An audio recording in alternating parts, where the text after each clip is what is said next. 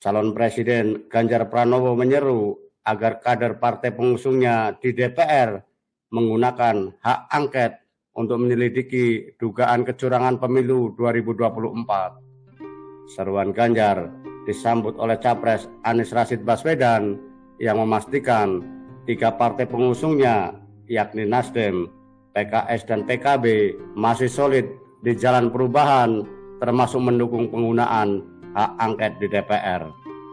Seperti kita ketahui, DPR memiliki 3 hak untuk mendukung fungsi pengawasan terhadap pemerintah atau eksekutif, yakni hak interpelasi, hak angket, dan hak menyatakan pendapat.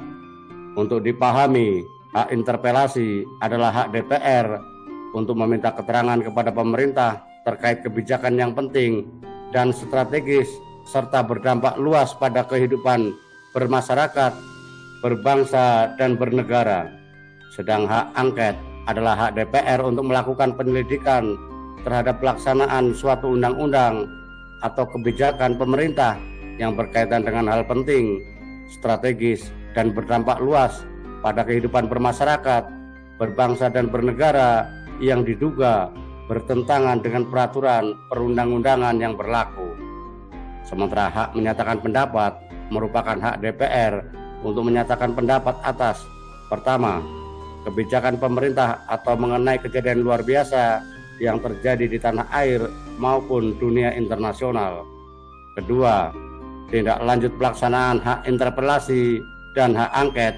Serta ketiga, dugaan bahwa presiden dan garis miring atau wakil presiden melakukan pelanggaran hukum baik berupa pengkhianatan terhadap negara, korupsi, penyuapan, tindak pidana berat lainnya maupun perbuatan tercela, dan garis miring atau presiden dan garis miring atau wakil presiden tidak lagi memenuhi syarat sebagai presiden dan garis miring atau wakil presiden.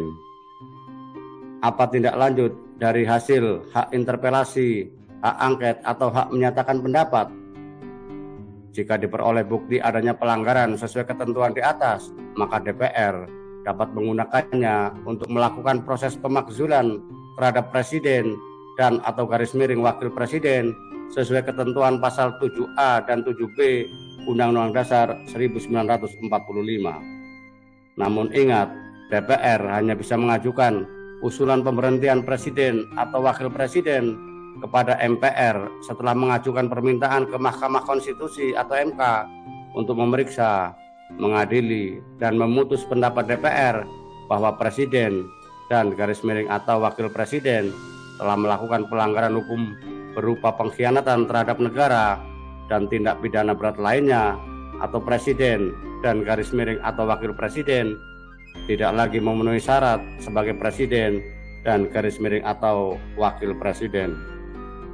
Lalu hak mana yang dapat digunakan oleh DPR untuk mengungkap dugaan kecurangan pemilu termasuk Pilpres 2024 yang dilaksanakan oleh KPU? Sebelum membahasnya, perlu dipahami dulu apakah DPR dapat menyeret KPU sebagai objek hak interpelasi atau hak angket. Faktanya, KPU bukan bagian dari kekuasaan eksekutif, melainkan komisi independen. Kedudukannya sama dengan Komisi Pemberantasan Korupsi atau KPK, Ombudsman, PPATK, KIP, Komnas HAM, dan lain-lain.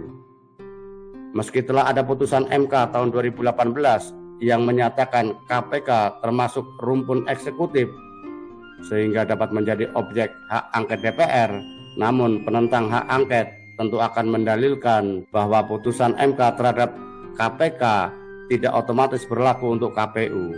Dengan kata lain, KPU tetap sebagai lembaga independen, bukan bagian dari eksekutif, sehingga tidak dapat menjadi objek interpelasi maupun hak angket DPR.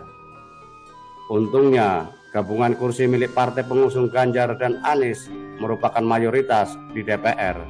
Artinya, jika terjadi perdebatan sehingga harus voting, maka dipastikan kubu pengusul hak angket atau interpelasi menang sehingga prosesnya dapat dilanjutkan ke tahap berikutnya. Meski demikian, mengingat proses penyelidikan di DPR dapat memakan waktu lama, sementara KPU akan segera menetapkan pemenang pemilu legislatif dan Pilpres 2024, ada baiknya tim hukum kubu Anies maupun Ganjar tetap fokus pada gugatan di MK. Terlebih, MK merupakan satu-satunya lembaga peradilan yang diberi mandat mengadili sengketa pemilu. Kubu Prabowo pun yang didukung oleh pemerintah sudah menyiapkan tim hukum yang dipimpin Profesor Yusril Iza Mahendra untuk menghadapi gugatan di MK.